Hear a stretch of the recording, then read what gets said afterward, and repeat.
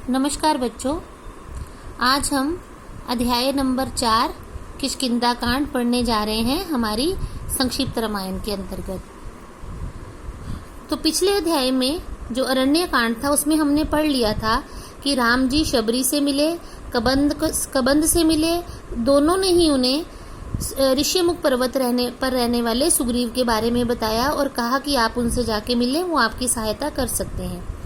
अब ऋषि मतंग के आश्रम से जहाँ शबरी रहती थी, राम जी विदा लेकर आगे चले बहुर रघुराई ऋष्यमुख पर्वत निर्याई, यानी वो आगे बढ़े और ऋष्यमुख पर्वत के पास पहुंच गए।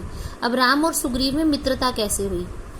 वसंत ऋतु के आगमन में वन में सौंदर्य छाया था, पर सीता के वियोग में वह राम को दुखदायी लग रहा था, यानी दुख देने वाला। लक्ष्मण के साथ ऋष्यमुख पर्वत की ओर वे बढ़ने लगे। ऋष्यमुख पर्वत पर रहने वाले सुग्रीव ने जब दो युवकों को अपनी तरफ आते देखा, धनुष बाण लिए हुए, तो उन्हें शंका हुई कि उनके भाई बाली ने ही उन्हें मारने के लिए उन्हें भेजा है। सुग्रीव और बाली में शत्रुता थी। अब ये दोनों भाई थे, सुग्रीव और बाली।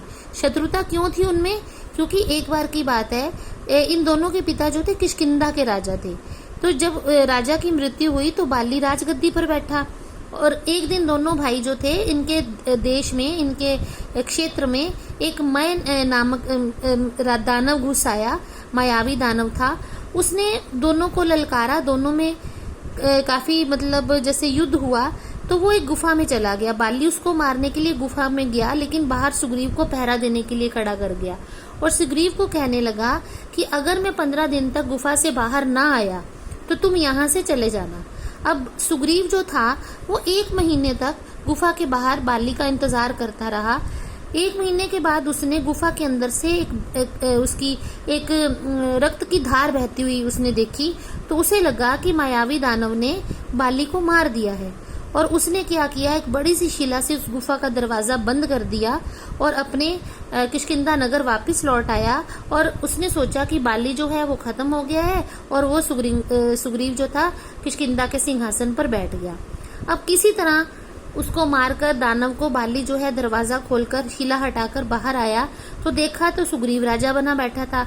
अब बाली को बहुत क्रोध आया। उसने सोचा कि ये मृत्यु के मुंह में मुझे धकेलकर खुद राजा बन गया है। इसलिए बाली ने गुस्से में आकर सुग्रीव की पत्नी को तो अपने पास रख लिया और सुग्रीव को देश से निकाल दिया, किष्किंधा से निकाल दिया। तब से उनमें शत्रुता हो गई और बाली उसकी जान का दुश्मन बन गया। ठीक है, तो दोनों भाइयों में दुश्मनी हो चुकी थी। अब मतंग ऋषि के श्राप के कारण बाली उस प्रदेश में, ऋष्यमुख पर्वत वाले प्रदेश में नहीं आ सकता था। इसी कारण वह स्थान सुग्रीव के रहने के लिए सुरक्षित था।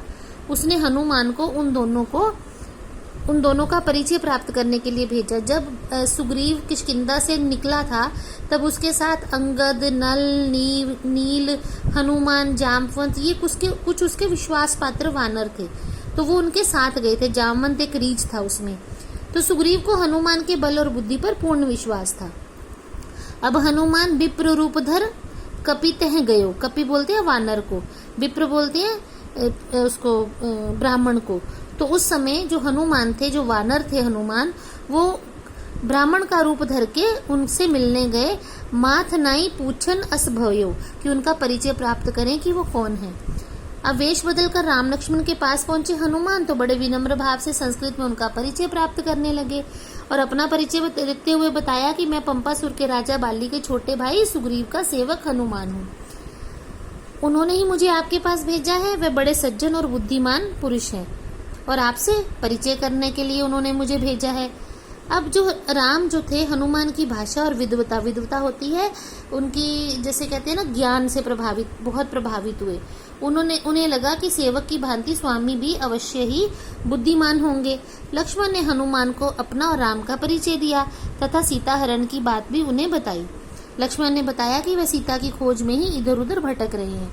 अब लक्ष्मण की बातों से हनुमान ने समझ लिया कि सुग्रीव तथा राम लक्ष्मण दोनों को ही एक दूसरे की आवश्यकता है, अतः दोनों में मैत्री यानी मित्रता हो जानी चाहिए।